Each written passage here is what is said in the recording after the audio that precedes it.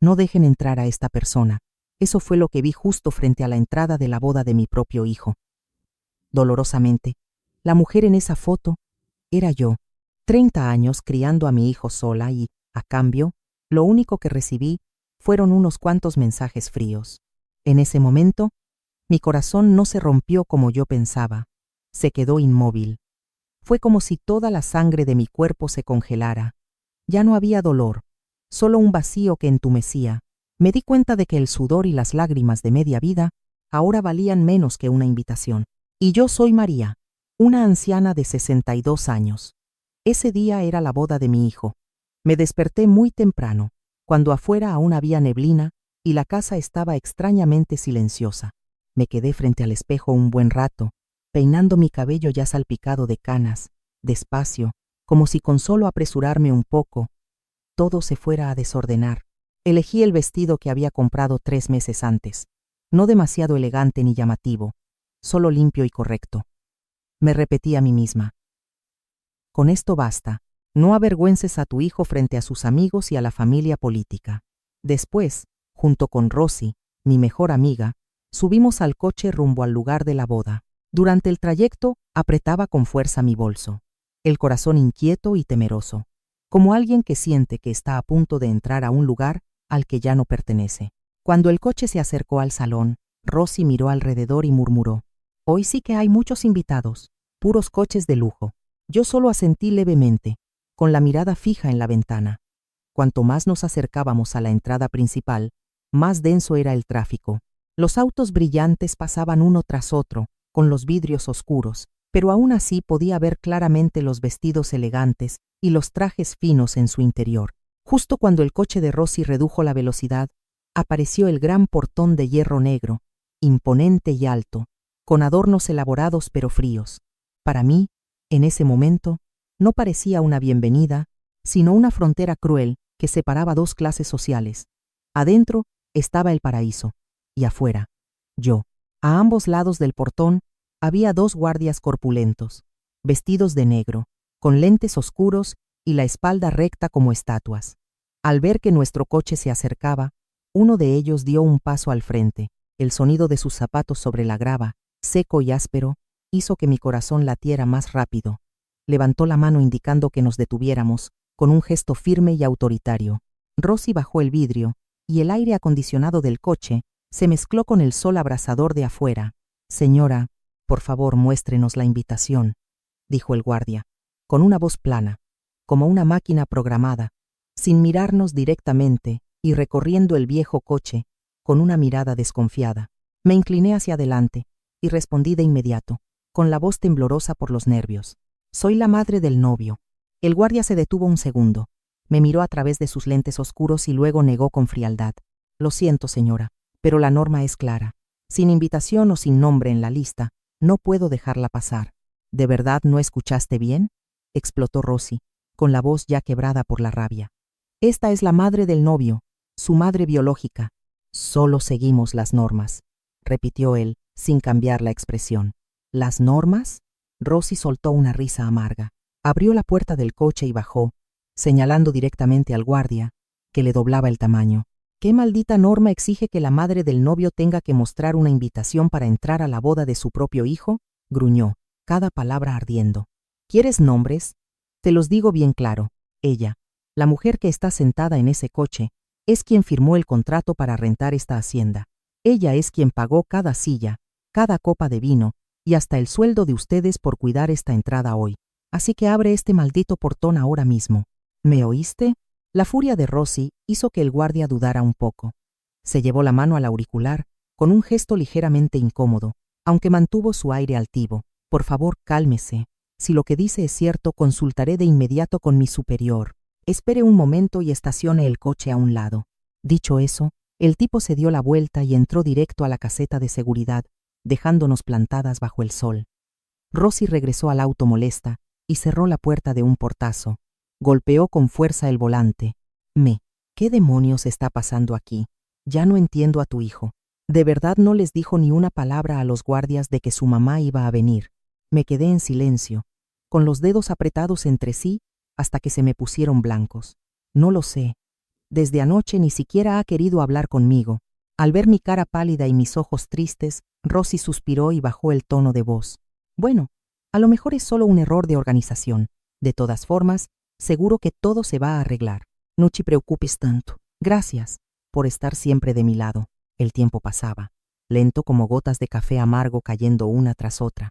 A través del vidrio del auto, veía cómo otros invitados seguían entrando. Autos lujosos se detenían, las ventanas bajaban, se mostraba una invitación y el pesado portón de hierro se abría para recibirlos. Nadie se detenía, nadie volteaba a ver el coche viejo estacionado a un lado del camino. Pasaban de largo, dejando tras de sí nubes de polvo y miradas indiferentes.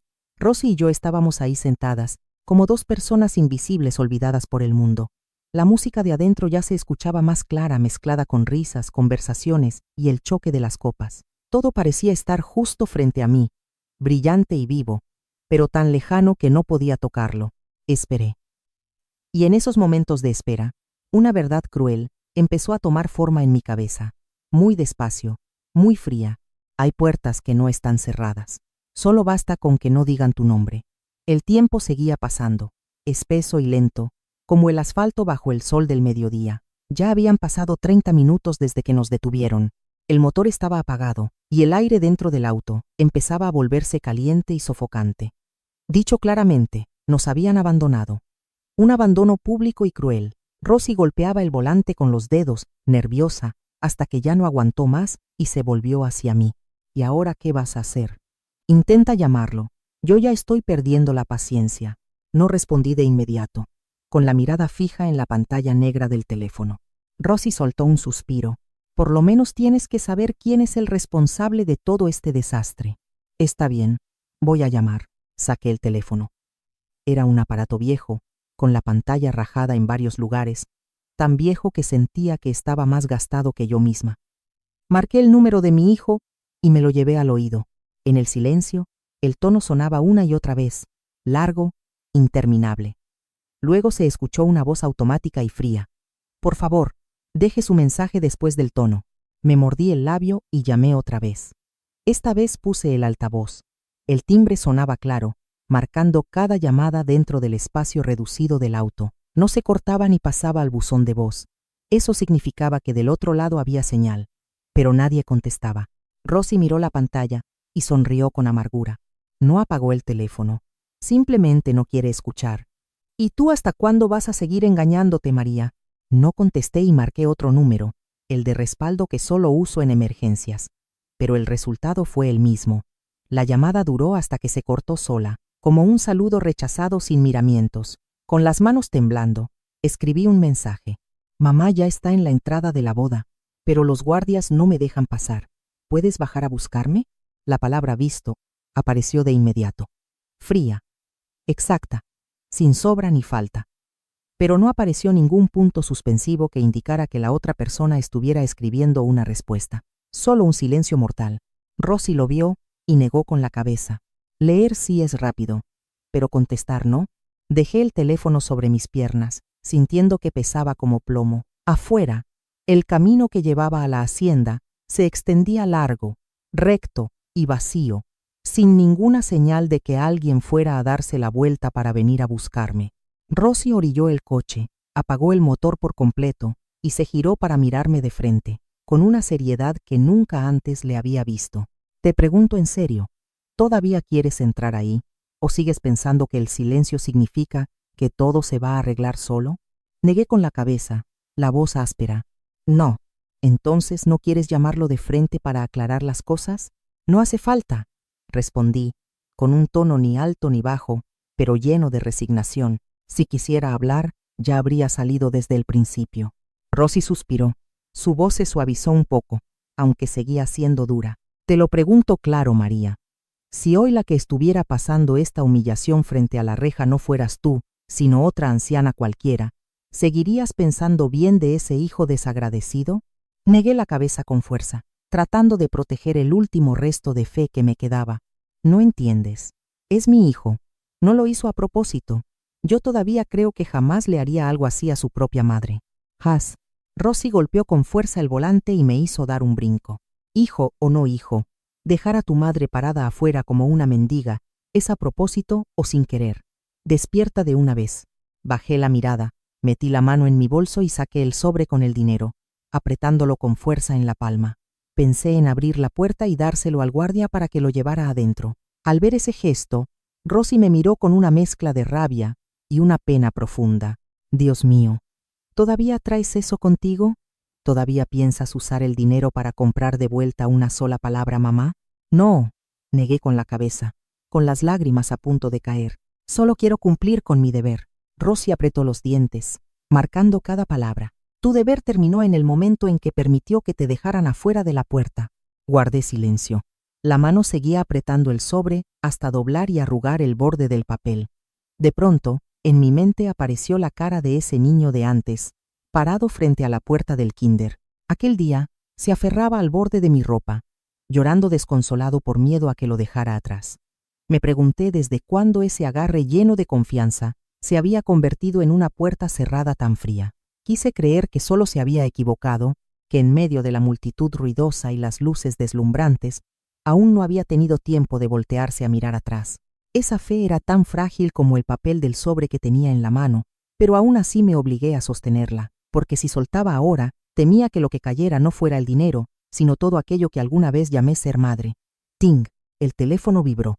Un mensaje nuevo. Mamá, no hagas un escándalo. Hoy hay muchos invitados VIP. Ya mandé a alguien a bajar para explicarte todo. Haz lo que ellos te digan. Me quedé mirando fijamente la pantalla, el corazón latiendo un poco más fuerte. Levanté la vista hacia Rosy, como alguien que se está ahogando, y por fin agarra un salvavidas. ¿Ves? Dije rápido, con la voz claramente más suave, como queriendo demostrar que tenía razón. Sí se organizó. Al menos no me dejó tirada.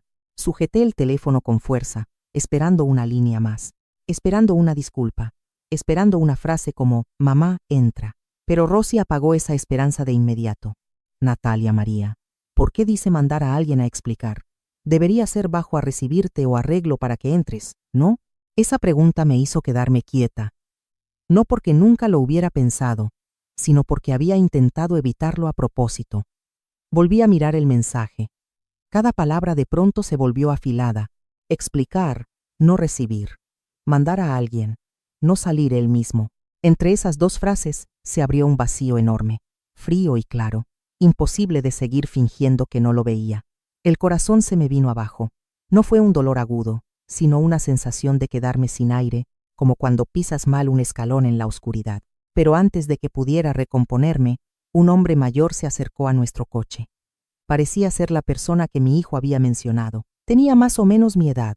Llevaba un traje gris oscuro bien planchado pero gastado en los puños. Su postura era recta, aunque sin firmeza, con ese aire encorvado de alguien acostumbrado a agachar la cabeza toda la vida para servir, no de un invitado. Su rostro estaba marcado por el cansancio y la dureza del tiempo, y me miraba con una cortesía correcta, pero llena de incomodidad. Se detuvo junto a la ventana del coche, con las manos entrelazadas frente al vientre, dedos secos, uñas cortadas y limpias.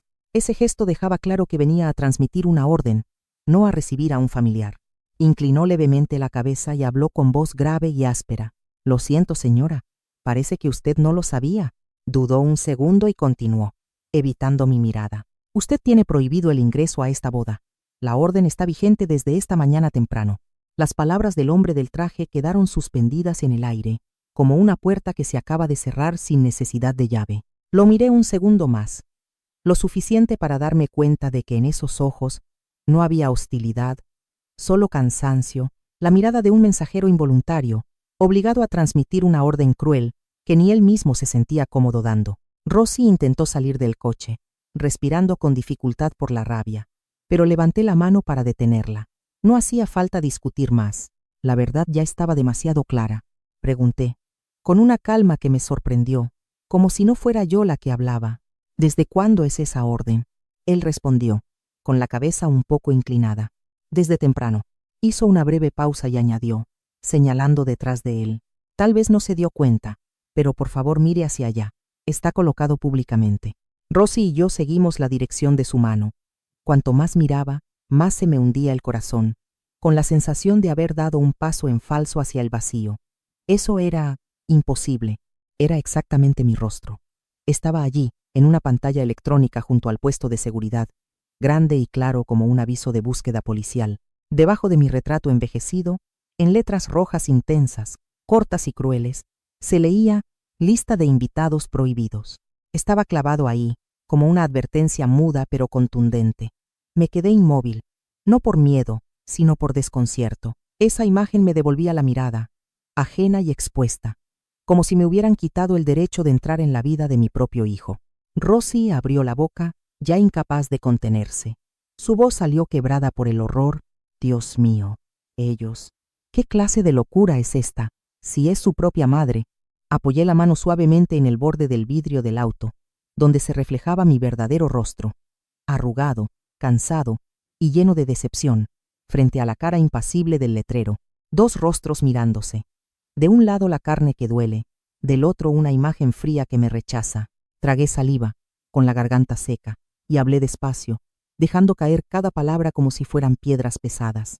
Así que no solo me prohibió entrar, también quiere exhibirme delante de todos, para que vean que su madre es un peligro del que hay que cuidarse. El hombre del traje retrocedió medio paso, como si temiera tocar un dolor que no le pertenecía.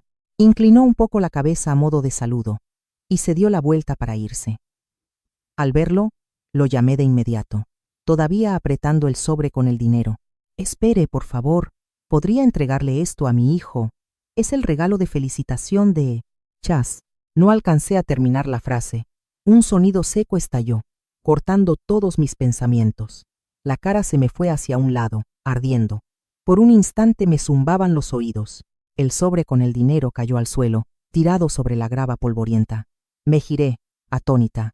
Quien me había abofeteado no era otra que Rosy. Estaba allí de pie, con la mano todavía temblando en el aire, los ojos rojos y llenos de lágrimas. Gritó, con la voz quebrada por la rabia. «Reacciona, María. ¿Estás loca o qué? ¿Todavía piensas darle dinero cuando él nunca te ha visto como su madre? ¿Hasta cuándo vas a intentar comprar su compasión?» Esas palabras cayeron como un cuchillo sin filo, no afilado por la ira, sino por lo ciertas que eran.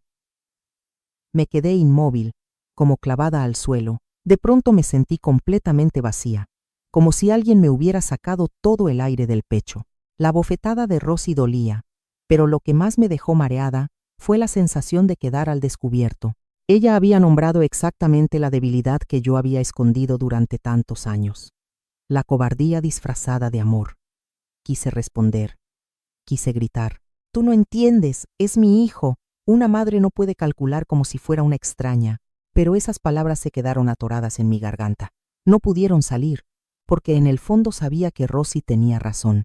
Hubo momentos en los que amé a mi hijo borrándome a mí misma, pisoteando mi propia dignidad, y fue precisamente eso lo que hizo que dejara de verme como una madre digna de respeto y pasara a ser solo una sombra sobre la que él podía pisar.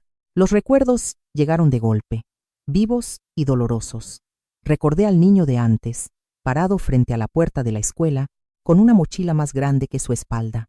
Siempre se aferraba a mi ropa, y como temía que yo llegara tarde del trabajo y tuviera sed, guardaba medio botellín con la boca rota solo para mí. Recordé las noches sin luz, madre e hijo estudiando a la luz de una vela.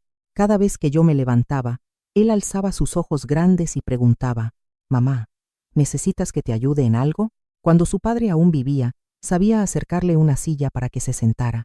Sabía guardar silencio cuando hablaban los adultos, sabía pedir perdón incluso antes de que se lo pidieran.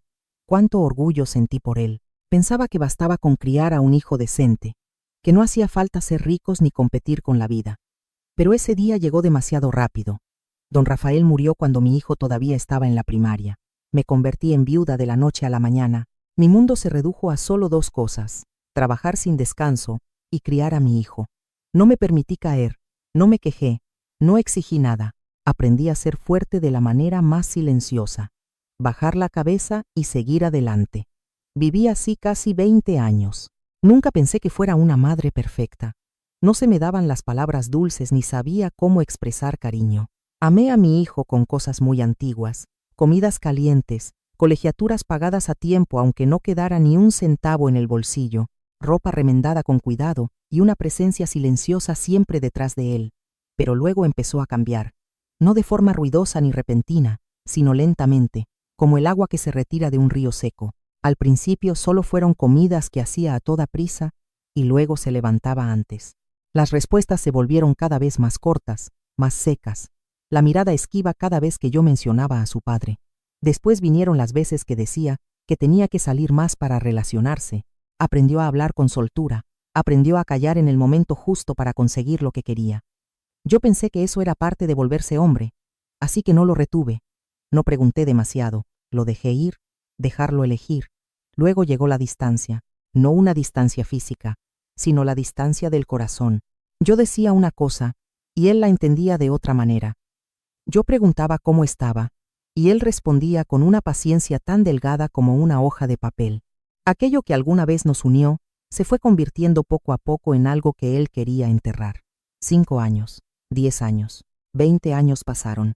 El niño pequeño de aquel entonces creció, dejó la casa estrecha, tuvo su propia vida, sus propios sueños, y yo solo podía quedarme afuera mirando. Nunca lo culpé, siempre me decía a mí misma: los hijos crecen y tienen que volar. Así es la ley de la vida. Hasta hoy, el día de su boda, un día que se suponía lleno de alegría y orgullo, pero ahora, de pie frente a este portón de hierro frío, viendo mi propio rostro colgado como una advertencia, recién entiendo una verdad dolorosa. La distancia entre el niño bueno de antes y el hombre cruel de hoy no es el tiempo, son las decisiones. Él eligió apartarme. Todo lo que le enseñé a cuidar, la bondad, la gratitud, un mamá dicho a tiempo, lo dejó tirado en algún punto del camino hacia la fama. Y yo sigo aquí, aferrada a los recuerdos como si abrazara a un niño que murió hace mucho. Me agacho y recojo el sobre manchado de polvo. Mi mano ya no tiembla. Vámonos, Rosy, digo en voz baja, mirando al frente. Tenías razón. Mi deber, de verdad, ya se acabó. De vuelta a la realidad, el auto color rojo vino de Rosy avanza por la carretera de regreso, dejando atrás la lujosa hacienda y la humillación amarga. Rosy maneja mucho más despacio que al venir, con cuidado, como si temiera que con solo pisar un poco más el acelerador, o pasar por un bache pequeño, los pedazos rotos de mi alma se desparramaran por el camino. Dentro del auto, el silencio es espeso. Después de un largo rato, Rosy por fin habla, con una voz que intenta sonar normal, pero todavía algo ronca. ¿Quieres parar a comer algo o prefieres ir directo a casa? Apoyó la cabeza en el vidrio, miro los árboles pasar hacia atrás y respondo, cansada, quiero ir a casa. No tengo ánimo para tragar nada más. No, corta Rosy de inmediato. Si no comes ahora, te vas a desmayar. Hazme caso. En todo el día no hemos metido ni un grano de arroz al estómago. ¿Quieres seguir peleando o quieres caerte? Me quedo en silencio. Ya no discuto. Conozco demasiado bien a Rosy. No es del tipo que levanta la voz cuando hace falta calma, pero tampoco se queda callada jamás cuando ve a alguien lastimándose a sí mismo. Rosy habla mucho. Habla directo. Habla hasta el final. Habla con el tono de una mujer que ya pasó por todas las alegrías y dolores de la vida y no le queda paciencia para las mentiras que uno se dice a sí mismo. No es dulce, no sabe decir palabras bonitas solo para consolar, pero Rosy tiene algo que muy pocos tienen. Nunca se va cuando las cosas se ponen feas. Conozco a Rosy desde los años de juventud y pobreza, cuando las dos teníamos que arreglarnos con cada moneda para sacar adelante a la familia. A Rosy la engañaron, lo perdió todo, tuvo que levantarse de unas cenizas incluso peores que las mías hoy. Tal vez por eso odia tanto la resignación disfrazada de sacrificio. Para Rosy, un amor que obliga a alguien a agachar la cabeza no es amor, es estupidez. Y sé que, aunque yo dijera no 1000 veces, Rosy igual me arrastraría a un restaurante, aunque el cielo se viniera abajo. Y así fue. Rosy giró el volante con decisión, sin hacer más preguntas, como si todo ya estuviera resuelto. Si te quedas callada, voy a entender que estás de acuerdo, dijo ella, con un tono firme. El coche giró hacia un pequeño restaurante familiar al borde de la carretera. Ya era entrada la tarde, y la luz amarilla y cálida del viejo letrero se reflejaba sobre el asfalto irregular. Había pocos clientes. Solo se escuchaba de vez en cuando el tintinear de los platos. Rosy estacionó, apagó el motor y rodeó el coche para abrirme la puerta. Al bajar, sentí las piernas pesadas como si llevara plomo, aunque la cabeza dejó de dar vueltas un poco gracias al aire frío que me golpeó el rostro. Dentro del local, El olor de la comida caliente me dio de lleno, y el estómago me reaccionó de inmediato. Rosy pidió, antes de que yo pudiera decir algo: «Señor, tráiganos 2 sopas de pollo bien calientes, con bastante pimienta». Me acercó la silla para que me sentara y acomodó mi bolso junto a mis pies, con un cuidado exagerado, como si temiera que en cualquier momento yo fuera a levantarme y salir corriendo. «Come», dijo Rosy mientras empujaba el plato de sopa hacia mí, bajando la voz, más grave y cálida. «Recupera fuerzas, y luego seguimos hablando». Tomé la cuchara y removí despacio la sopa humeante. El aroma conocido despertó el hambre que el dolor había mantenido a raya. Comí despacio, cucharada por cucharada. El caldo caliente bajó por mi garganta y fue aflojando el nudo en el estómago. Rosy estaba sentada frente a mí. No me apuró ni me preguntó nada. Solo me observaba en silencio, y de vez en cuando me acercaba un pedazo de pan tostado. Así seguimos, comiendo sin decir palabra, hasta que el fondo del plato quedó a la vista. «Está bien», dijo Rosy al dejar la cuchara, secarse la boca y mirarme directo a los ojos. Su mirada era seria, pero llena de una pena profunda. «No quería decir esto, María. Al final, es tu familia. Yo soy de afuera, y no tengo derecho a meterme». Hizo una pausa, como buscando las palabras más cuidadosas. «Pero tú sabes que somos amigas desde niñas. No puedo quedarme mirando cómo tu propio hijo te pisotea ni un segundo más. Tú lo entiendes, ¿verdad?». Escuché cada palabra de Rosy caer sobre la mesa y llegarme a los oídos, pero en mi cabeza se abrió un vacío extraño. No era vacío por no entender, sino porque entendía demasiado bien. Sabía que Rosy estaba cruzando un límite delicado, uno que siempre había odiado cruzar. Sabía que cada palabra le pesaba, por miedo a hacerme daño, pero con un miedo aún mayor de que, si se callaba, yo volvería a romperme por dentro. Ahí sentada, con la mano apoyada en el borde del plato ya frío, me di cuenta de algo amargo. Llevaba tantos años aguantando sola que ya lo veía como una obligación natural. Y cuando alguien hablaba por mí o me defendía, me sentía confundida y avergonzada, como si estuviera desnuda en medio de la calle. En ese momento no me enojé con Rosy, solo sentí una vergüenza silenciosa, vergüenza de haber vivido tan mal, que una amiga tuviera que preocuparse por mí más que la persona a la que llamaba hijo. Rosy se inclinó hacia adelante, tomó mi mano helada y la apretó con fuerza. «María, escúchame, no tienes que gritar ni llorar ni explicar nada, solo tienes que hacer una cosa». Me miró fijamente y marcó cada palabra con una firmeza inquebrantable. Para ahora mismo, deja de mantenerlo. Llama al abogado, llama al banco, cancela de inmediato todo el dinero para esa maldita boda. Tienes que cortarle la leche. Solo así, ese niño grande va a aprender a crecer».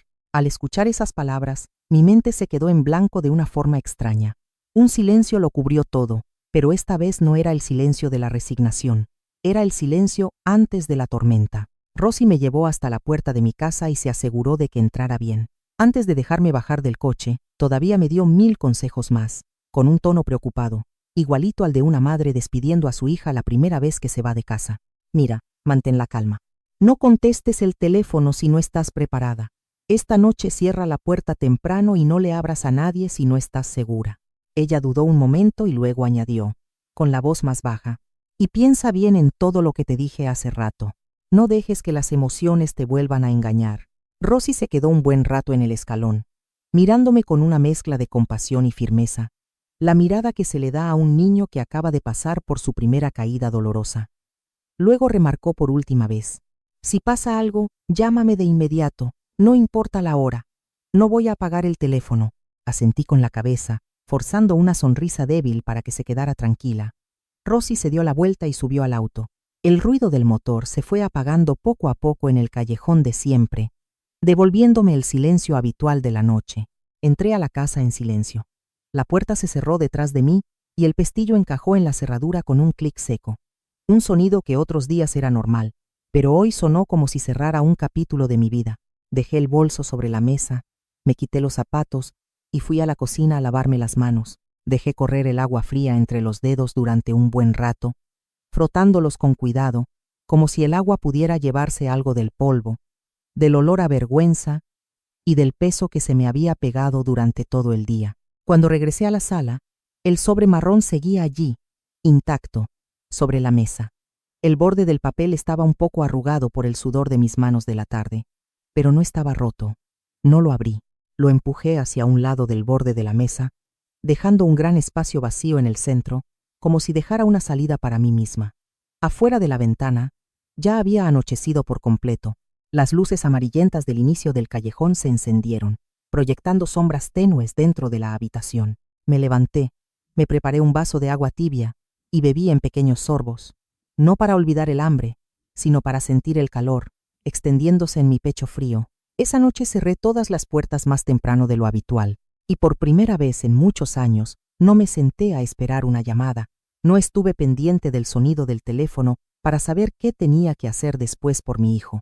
Me acosté en la cama, pero el sueño no llegó. Esa noche fue una noche de tormento. El techo oscuro estaba frente a mis ojos, pero en mi cabeza brillaban fragmentos caóticos de recuerdos. Los pensamientos chocaban entre sí, se amontonaban, ruidosos como una fiesta sin nadie que la controle, donde todos gritan y nadie escucha. La imagen del niño de antes tomándome la mano, la imagen del letrero de prohibido el paso, la imagen de la bofetada de Rosy, todo aparecía y desaparecía sin ningún orden. Pero lo más claro, lo más persistente, seguía siendo la voz de Rosy de hace un rato. Resonaba nítida en mi mente, como si estuviera sentada al borde de la cama. ¿Crees que eso es venganza? No, eso es justicia. La venganza es cuando haces daño a otros. La justicia es cuando recuperas lo que están usando para humillarte. Cerré los ojos, pero esa frase no se iba. Se clavó en mis pensamientos, dándole vuelta al sentido de todo en lo que había creído. Hasta ahora, siempre pensé que aguantar era por amor, por sacrificio, por deber de madre. Pero esta noche, por primera vez, me hice una pregunta cruel. ¿Y si esa paciencia se había convertido justamente en la herramienta con la que otros me lastimaban? Esa boda se pagó con el dinero de quién. ¿Quién firmó los contratos? ¿Quién tiene los derechos? Por la tarde no supe responder, pero ahora mi mano sobre el pecho se apretó con fuerza. La respuesta era clara como el día. Come, toma agua, y luego deja que todo se quede en su lugar. Ni un peso más, ni una disculpa más. La voz de Rosy se suavizaba en el recuerdo. Confío en que vas a tomar una decisión sensata. Al menos una decisión que no te obligue a bajar la cabeza otra vez. En medio de ese enredo de pensamientos, de pronto una sensación extraña se coló en mi corazón. No era un estallido de rabia, ni tampoco un dolor que retorciera el pecho. Era una calma frágil. Todavía no sé exactamente qué haré mañana, ni cómo enfrentaré a mi hijo, pero acostada en la oscuridad de la casa vieja, supe algo con certeza. No voy a seguir usando lo que tengo, mi dinero, mi amor, mi paciencia, como un cuchillo para herirme a mí misma una vez más. Y para mí, en ese momento, solo pensar en eso ya era dar un paso muy lejos. A la mañana siguiente, el despertador siguió sonando, constante, insistente, pero esta vez no lo apagué. Lo dejé sonar, como si con esperar unos segundos más pudiera aparecer algún milagro que hiciera que lo de ayer nunca hubiera pasado. Pero no pasó nada, solo ese sonido seco, repetido una y otra vez, recordándome que el nuevo día ya había empezado y que yo no estaba lista para enfrentarlo. Me senté muy despacio, el cuerpo me pesaba, como si acabara de regresar de un viaje largo y sin destino. Anoche tampoco pude dormir. Cada vez que cerraba los ojos, las imágenes del pasado volvían a aparecer, enredándose entre sí, sin dejarme en paz. La cabeza me daba vueltas, como si alguien me hubiera sacudido durante horas y luego me hubiera abandonado así. Entré al baño, encendí la luz y me miré directamente al espejo. Tenía los ojos hundidos, enrojecidos, los párpados hinchados por la falta de sueño. Al verme así, no pude evitar soltar una risa baja. Parecía un panda con conjuntivitis, a la vez ridículo y digno de lástima. Me lavé la cara durante mucho tiempo, el agua fría corriendo entre mis manos que temblaban un poco. El agua no me despertó más, solo hizo que todo se viera un poco más claro. Claro que seguía aquí, claro que lo de ayer no fue un sueño, claro que hoy, quisiera o no, tenía que enfrentar un nuevo día, la misma vida, pero quizá ya no de la misma manera de aguantar como antes. Y entonces decidí retirar todas las inversiones que había hecho para mi hijo, sin ruido, sin avisar antes, solo firmas que se iban poniendo, llamadas que se iban haciendo, y cada derecho regresando al lugar al que realmente pertenecía. Y esa misma tarde apareció un mensaje de mi hijo. Mamá, ¿qué pasó? ¿Por qué recuperaron la casa y qué es eso del dinero para la boda?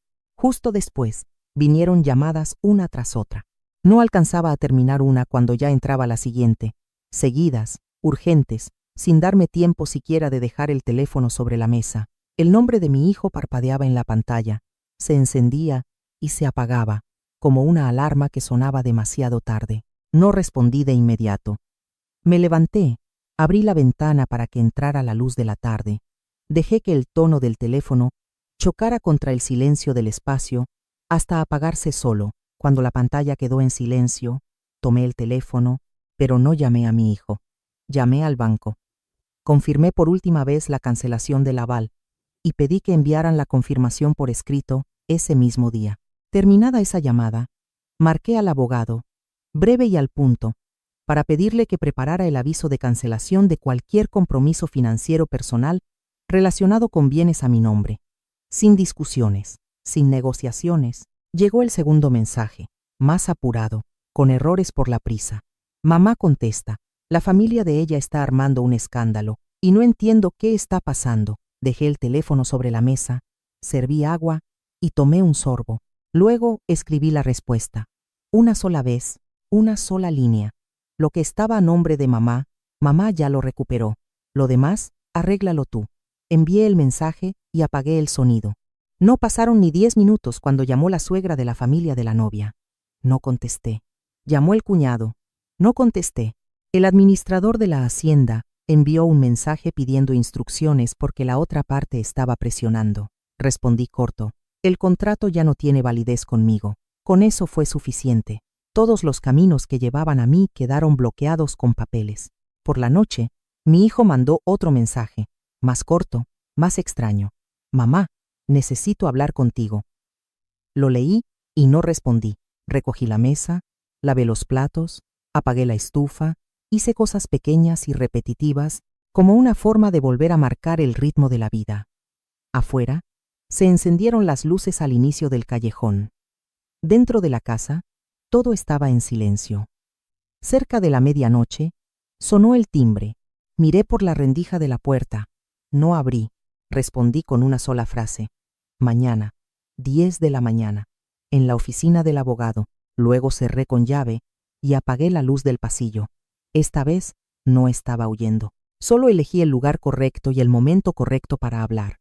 Un lugar donde las palabras van acompañadas de responsabilidad y donde la familia ya no se usa como excusa para gastar mi buena voluntad. A la mañana siguiente, llegué a la oficina del abogado antes de la hora acordada. Me senté con la espalda recta. Dejé el bolso junto a la silla y acomodé los documentos con cuidado. 5 minutos antes de las 10, la puerta se abrió. Mi hijo entró, con la ropa arrugada, los ojos rojos, caminando con la prisa de alguien que acaba de pasar una noche sin dormir. A su lado estaba su esposa. Caminaban muy juntos, como un solo bloque que aún no se había separado. Ella iba bien arreglada, con el maquillaje impecable, y su mirada recorrió rápido la oficina antes de detenerse en mí. El abogado nos pidió que nos sentáramos. Mi hijo se sentó primero. Su esposa arrastró una silla y se sentó a su lado. Apoyó la mano en su brazo y lo apretó suavemente. Él habló de inmediato, sin rodeos. Mamá, esto tiene que ver con los dos, conmigo y con mi esposa. Yo asentí. Por eso hoy está el abogado aquí. El abogado abrió el expediente y leyó cada punto de forma breve. La casa está a mi nombre. El aval lo firmé yo. El contrato lo decido yo. Mi hijo miró a su esposa y luego volvió a mirarme. Mamá, así nos estás arrinconando, dijo mi hijo. No, solo estoy devolviendo las cosas a su lugar, respondí. Entonces su esposa se aclaró la garganta con suavidad. No podría pensarlo otra vez. Al menos debería dejarnos la casa para vivir. Todo terminó desde ayer. Ya no puedo reconsiderarlo, dije. El corazón me pesaba. No quería decir lo que estaba diciendo. Cuando terminé esa frase, la habitación cayó en un silencio pesado, como si el aire se hubiera comprimido. Mi hijo bajó la cabeza, entrelazó las manos. Los nudillos se le pusieron blancos. Su esposa me miró un momento más, ya no de reojo, sino fijamente, tratando de encontrar en mí alguna grieta a la que aferrarse. Pero yo no la abrí.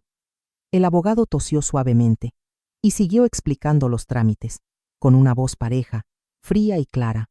Yo escuché, Asentí cuando correspondía y firmé donde había que firmar. Cada trazo sobre el papel pesaba, pero era firme. Mi hijo levantó la cabeza, con la voz más baja. Mamá, no pensé que las cosas llegarían a esto. Lo miré, sin reproche, y tampoco con la pena de antes. ¿Y hasta dónde pensabas que llegarían?, le pregunté. Él guardó silencio. En ese instante de aparente quietud, la voz de su esposa estalló en la habitación, cargada de insultos, ya sin poder sostener la cortesía falsa de antes.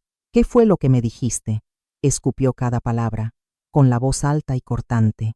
Me dijiste que esta casa era tuya, que todo estaba arreglado, que yo solo tenía que decir que sí y entrar como dueña. ¿Y ahora qué? Mi hijo dijo algo muy bajo, como para calmarla, pero ella no le dio oportunidad. No digas nada más, lo cortó, empujando la silla con un ruido seco. Me casé contigo porque pensé que tenías una base, un futuro, no para empezar de cero a esta edad. Él levantó la cabeza, tartamudeando.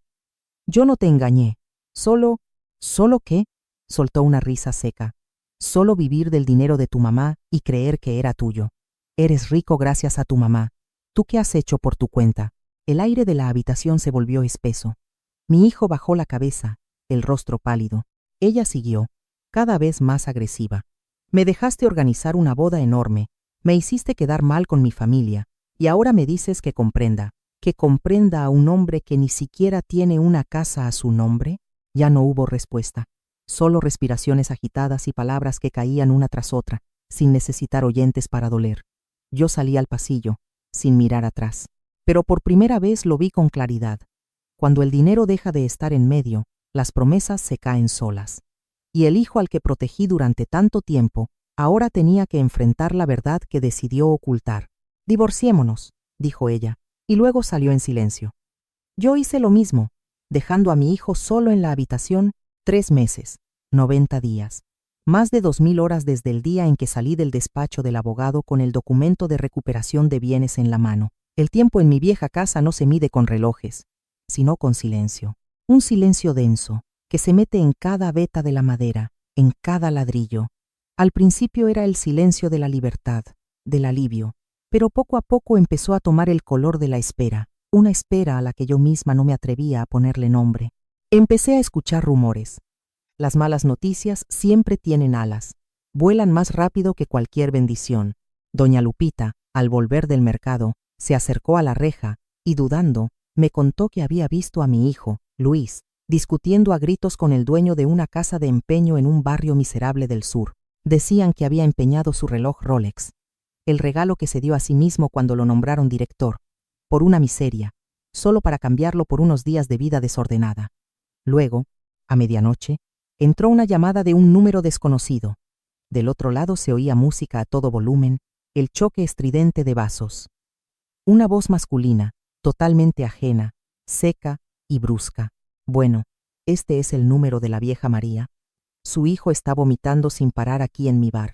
No tiene dinero para pagar las bebidas. Venga a llevárselo. Me tembló la mano. Casi se me cae el teléfono.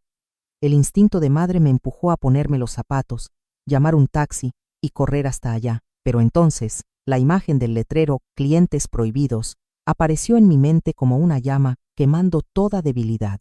Me mordí el labio hasta sangrar y colgué. Desconecté el teléfono fijo. Esa noche me quedé sentada, abrazando mis rodillas en un rincón del cuarto, imaginando a ese hijo que una vez cuidé con tanto amor tirado en el suelo sucio de algún bar. Las lágrimas se me fueron hacia adentro, saladas y dolorosas. Él estaba cayendo en caída libre, sin el paracaídas llamado el dinero de mamá. Se estrellaba contra la vida real y se hacía pedazos. La esposa lo dejó, la casa fue embargada, el honor quedó por el suelo. Los amigos que antes brindaban con él en fiestas lujosas, ahora lo evitaban como si fuera una enfermedad contagiosa. Yo lo sabía todo, pero elegí el silencio más cruel que una madre puede darle a su propio hijo. Era una noche de octubre, llovía a cántaros. Una tormenta fuera de temporada cayó sobre la ciudad, trayendo vientos que silbaban por las rendijas de las ventanas, como lamentos de almas perdidas. El techo de lámina de mi casa era azotado por la lluvia con golpes secos y ensordecedores, tapando incluso el sonido del noticiero del clima en la televisión. Yo estaba sentada en el sofá, con las agujas de tejer en la mano, pero la mirada perdida en el vacío. Rosy se quedó a dormir en mi casa esa noche, porque las calles estaban inundadas y no podía salir en su auto. Se sentó a mi lado, hojeando un periódico viejo. Pero yo sabía que también me estaba observando. «Tómate un poco de té, María.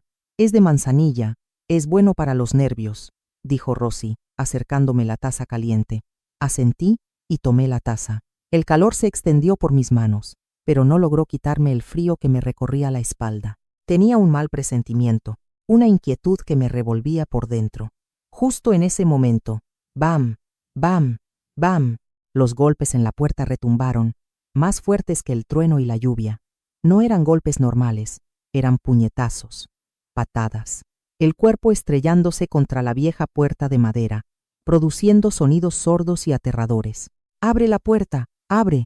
Un grito ronco, distorsionado, se coló hasta dentro. El corazón se me encogió, la taza tembló en mi mano y el té se derramó. Esa voz, por más que el alcohol y la desesperación la deformaran, la reconocí al instante. Estaba grabada en mi sangre desde el día en que lloró al nacer. Era Luis. Rosy se levantó de un salto, tiró el periódico sobre la mesa, el rostro se le endureció. «No salgas, María, está borracho». Con solo escuchar cómo golpea se nota que no está en sus cabales.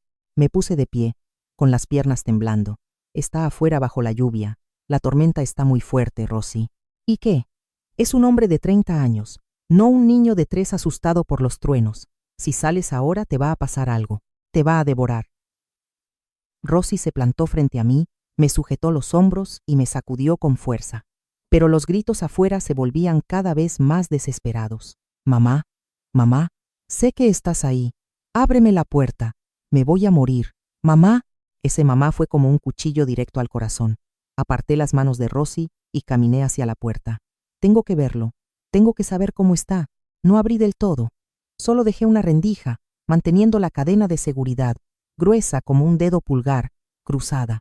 El viento frío y la lluvia me golpearon la cara, helándome. A través de la rendija y la luz amarillenta del alumbrado público, vi una silueta. ¿Ese era realmente mi hijo? El hombre que estaba frente a mí estaba empapado como una rata recién sacada de una alcantarilla. El traje de marca, el último resto de su orgullo, ahora estaba arrugado, sucio, cubierto de lodo.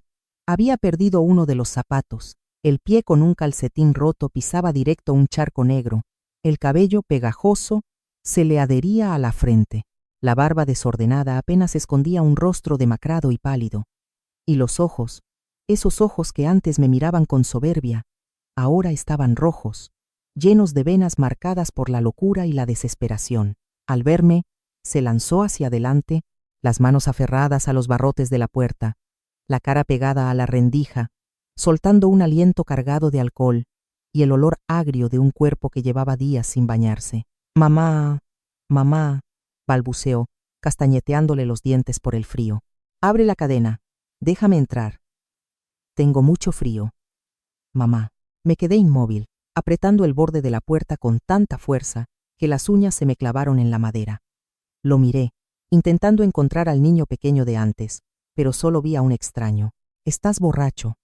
«Vete», dije, tratando de mantener la calma, aunque la voz me temblaba. «¿Ir a dónde?»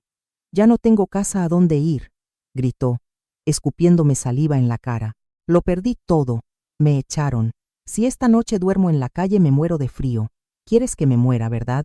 ¿Quieres ver mi cuerpo mañana flotando en la alcantarilla, verdad? Eso es consecuencia de lo que hiciste». Respondí, con el corazón hecho pedazos pero la voz firme.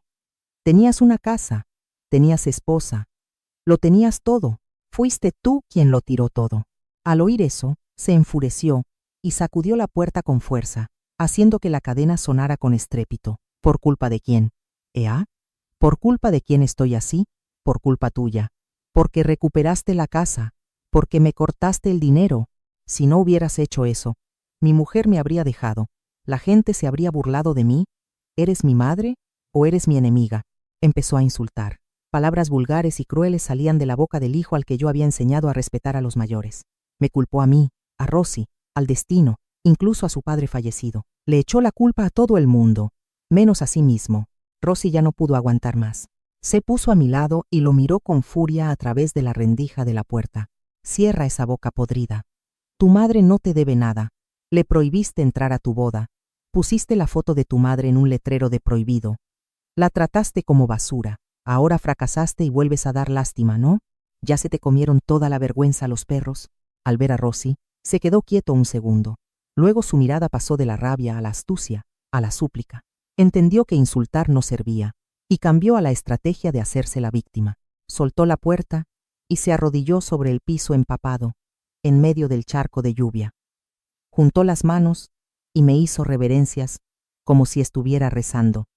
Me equivoqué, tía Rosy, me equivoqué. Mamá, ya entendí mi error. Soy un desgraciado, pero mamá, tengo mucha hambre. Hace 3 días que no pruebo bocado. Mírame, he adelgazado mucho. ¿De verdad vas a dejar que me muera de hambre? Lloraba. Su llanto mezclado con la lluvia sonaba terriblemente miserable. Déjame entrar a la casa, aunque sea para comer un plato de arroz, o préstame un poco de dinero. Solo un poco. 5.000. No, con 2.000 está bien, te lo juro, te doy mi palabra. Voy a usar ese dinero para empezar un pequeño negocio. Voy a rehacer mi vida. Te lo devolveré el doble. Lo miré, y el corazón de madre dentro de mí se hizo pedazos. Quería creerle. Dios mío, cuánto quería creerle. Quería abrir esa puerta de par en par, meterlo a la casa, secarlo, prepararle una sopa caliente como cuando volvía de la escuela empapado por la lluvia. Pero mi razón, forjada por el dolor de haber sido rechazada en la puerta de la hacienda, me sujetó la mano. Lo miré a los ojos. Detrás de esas lágrimas, seguía viendo el cálculo. No pedía dinero para rehacer su vida.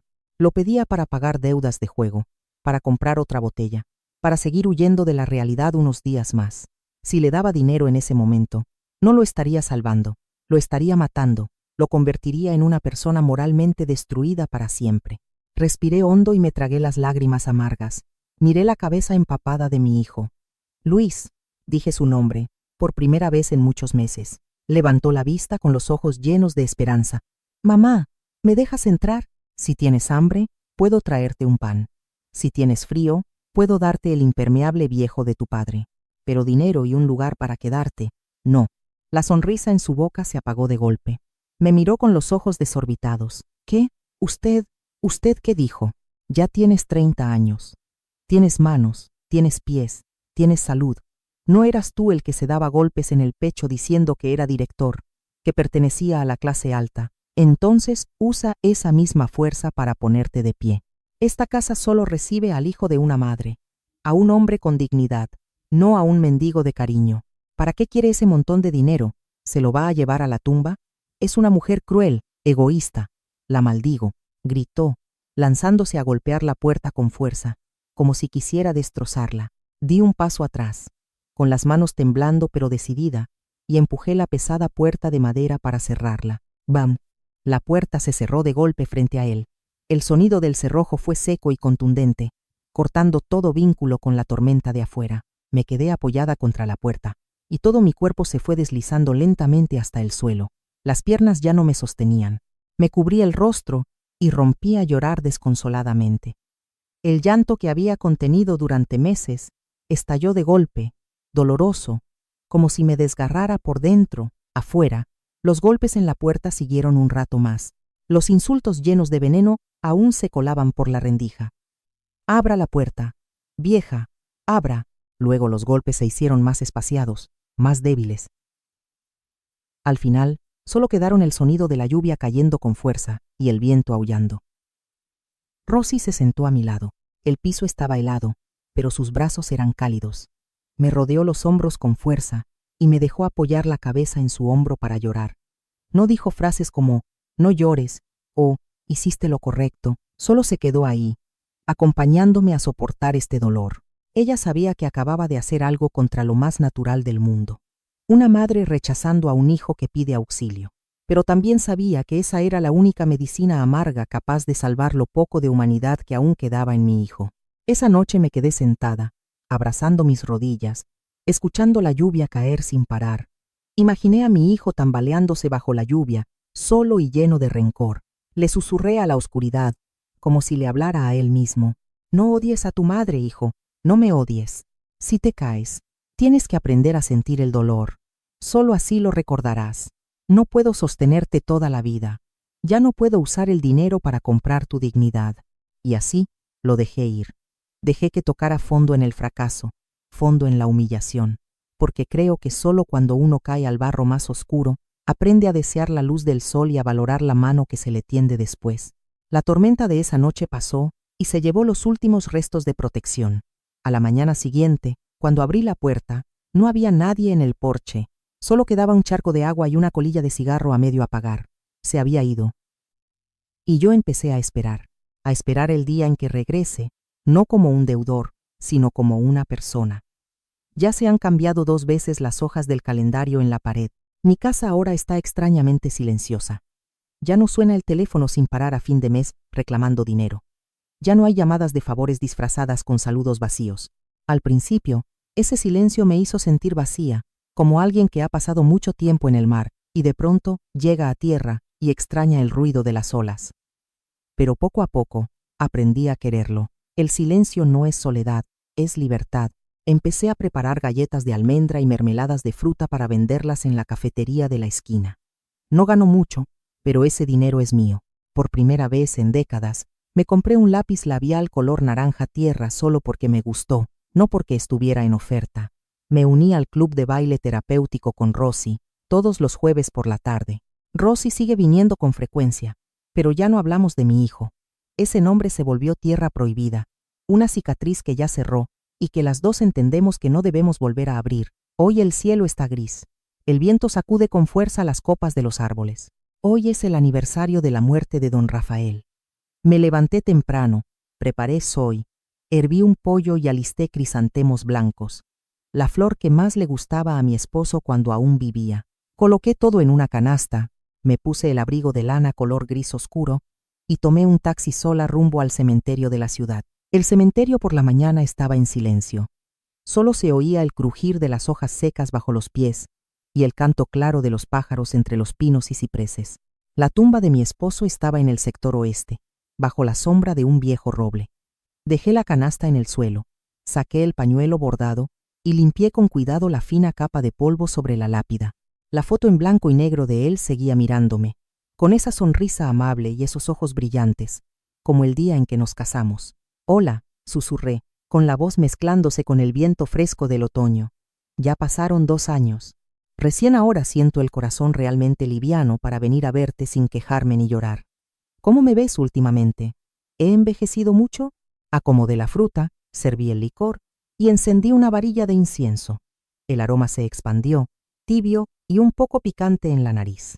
Me quedé ahí mucho rato, contándole sobre la última tanda de mermelada de naranja que había gustado tanto a los clientes, sobre las tardes de baile con Rosy, sobre la pierna que me duele cada vez que cambia el clima. Le conté de todo, excepto de nuestro hijo. Ese nombre todavía no estaba lista para decirlo frente a él. De pronto, una sensación extraña me recorrió el cuerpo. Sentí que alguien estaba parado detrás de mí. No era miedo, sino una familiaridad dolorosa que me subió por la espalda. Me di vuelta. A unos 10 pasos de distancia, un hombre estaba de pie, con la cabeza baja, inmóvil como una piedra. El abrigo de caqui, gastado en los hombros, de color verde musgo, estaba desteñido por el sol y el viento. El cabello corto, desparejo, ya no estaba peinado con gel brillante como antes. La piel oscura y áspera mostraba arrugas de una vida dura que jamás habían existido en ese rostro antes tan consentido. Entrecerré los ojos. El corazón me dio un salto y golpeó fuerte en el pecho, pero mis pies siguieron firmes, bien plantados en la tierra. Era él, mi hijo. 2 años sin verlo y había envejecido como si hubieran pasado 10. Aquella arrogancia y ese brillo del novio que alguna vez estuvo en la cima lo habían abandonado por completo. Ahora solo quedaba la figura de un hombre desgastado por la vida hasta el límite. No se atrevía a acercarse, se quedó quieto, con las manos aferradas al borde del abrigo, la mirada clavada en la punta de los zapatos llenos de polvo. No dije nada. Volví a mirar la lápida de mi esposo y seguí arrancando las hierbas que crecían alrededor. Crujido, crujido, el sonido tímido de pasos sobre la grava se acercó. Vino un poco más cerca y en silencio se arrodilló a mi lado. Sin decir palabra, estiró la mano y arrancó el manojo de pasto duro que yo no lograba sacar. Miré esas manos. Los dedos que antes solo sabían firmar papeles y sostener copas de vino, ahora estaban ásperos, agrietados, llenos de callos. Las uñas cortas tenían manchas negras difíciles de quitar, de aceite o de tierra. Así nos quedamos, uno viejo y otro joven, arrodillados junto a la tumba del que ya no estaba, arrancando hierbas en silencio. Un silencio que ya no era barrera, sino un puente para todo lo que no podía decirse con palabras. Cuando el incienso ya se había consumido más de la mitad, él habló por fin. Su voz era ronca, como dos piedras raspándose. «Hola, mamá», asentí apenas, mientras acomodaba el plato de fruta. Sí, una sola palabra, sin reproches, sin rechazo, pero tampoco un recibimiento afectuoso. Bajó aún más la cabeza, los hombros le temblaron un poco. No se justificó, no explicó por qué la esposa se fue, por qué perdió la casa ni cómo había llegado a esto. Tal vez la vida dura allá afuera le enseñó que, para mí, las excusas vacías ya no significaban nada. Levantó la mirada hacia la foto de su padre y luego me miró a mí. En el fondo de esos ojos hundidos vi un cansancio extremo y un arrepentimiento pesado como una carga. «Mamá», dudó, la garganta subiéndole y bajándole con dificultad. «Hoy es el aniversario de papá». Yo podría... Dejó la frase en el aire. La voz se le apagó por el miedo. Tomó aire hondo, juntó el poco valor y la última pizca de dignidad que le quedaba. ¿Podría volver a casa y comer una comida que tú cocines? Solo una comida. El viento sopló más fuerte, llevándose las cenizas del incienso que volaban por todos lados. Lo miré fijamente a los ojos. No vi cálculo, no vi exigencia. Solo vi hambre. No el hambre del estómago, sino el hambre de un poco de calor familiar. Algo que antes creyó natural y que luego tiró con sus propias manos. El corazón se me encogió un poco, el enojo seguía ahí. El dolor del día que me cerraron la puerta seguía intacto, pero ver a un hijo, al que una dio a luz con tanto dolor, ahora tan acabado como una hoja seca, ¿qué madre no sentiría pena? Pero sabía que si en ese momento me ablandaba, lo dañaría una vez más. Yo tenía que ser la madre que ayuda a su hijo a ponerse de pie, no la madre que le permite seguir escapando. Respiré hondo, me guardé el suspiro y hablé con un tono tranquilo, ni alto ni bajo. «Levántate». Me miró confundido, sin atreverse a creer lo que oía. «Vuelve a casa con mamá», continué, diciendo cada palabra con claridad. «Voy a cocinar para el altar de tu padre, pero te aviso desde ahora, después de comer te tienes que ir. En mi casa ya no hay lugar para que te quedes a dormir, y tampoco tengo dinero para darte. Tienes que hacerte cargo de tu propia vida». Su mirada tembló. Apareció una lucecita débil pero llena de gratitud. Las lágrimas le corrieron por las mejillas sucias, y asintió una y otra vez, con la voz temblorosa. «Sí, lo sé, lo entiendo. Solo necesito comer lo que tú cocinas». «Gracias, mamá». Me incliné y tomé la canasta. Cuando vi que intentaba ayudarme, negué suavemente con la cabeza y la cargué yo sola. «Vamos, hace frío, no te quedes arrodillado aquí. Tu padre tampoco estaría tranquilo viéndote así». Se levantó en silencio, sacudiéndose el polvo de las rodillas del pantalón. Caminó detrás de mí, guardando una distancia de unos 2 pasos, con la cabeza baja, con una actitud humilde y cuidadosa, como si temiera romper ese momento. Avancé escuchando el sonido de sus zapatos viejos crujir sobre la grava detrás de mí. No me di la vuelta, ni dije nada más. No hubo abrazos llenos de emoción, ni promesas vacías, solo una aceptación silenciosa de la realidad. El camino de regreso a casa era el mismo de siempre, pero parecía que mis pasos pesaban un poco menos, porque al menos ese niño perdido de hace años, después de recorrer toda esa falsa brillantez, hoy por fin había sabido encontrar el camino de vuelta. No importa cuán oscuro sea tu día hoy, no importa si tu corazón fue pisoteado por la persona que más amas, no importa si te sientes abandonada justo frente a la puerta de la felicidad que pasaste toda tu vida construyendo. Cree que siempre hay una salida, siempre hay una manera de empezar de nuevo. Yo estuve frente a esa puerta de hierro fría, vi mi rostro tachado en el letrero de prohibición, y entendí esto. El sacrificio ciego no es amor, es un veneno que mata el crecimiento de los hijos y la propia dignidad, pero no me derrumbé. Me sequé las lágrimas, di la vuelta, puse límites, y recuperé la vida que siempre fue mía. Y si yo pude hacerlo a los 62 años, después de ser rechazada por mi propio hijo, después de que el corazón de una madre pareciera hecho pedazos, tú también puedes hacerlo. No necesitas vengarte. Solo necesitas dejar de ser una víctima. No necesitas destruir a nadie. Solo necesitas salvarte a ti misma. Y lo más importante, recuerda que mereces respeto. El amor de una madre es comprensivo, pero nunca es encubrimiento. Soy María, y esta es mi historia. La historia de cómo me llevaron contra la pared y de cómo salí de ahí, no con rencor, sino con claridad, con disciplina y con la certeza de que solo cuando aprendemos a amarnos a nosotros mismos, podemos enseñar a otros cómo amarnos de verdad. Si mi historia puede ayudar, aunque sea a una sola madre, a abrir los ojos, a atreverse a soltar para que su hijo crezca solo, a atreverse a vivir plenamente su etapa final, entonces todo el dolor que viví habrá valido la pena. Gracias por escuchar hasta el final de este camino. Te deseo paz. Y recuerda, después de la lluvia, el cielo vuelve a ser azul, y tú volverás a encontrar el camino a casa.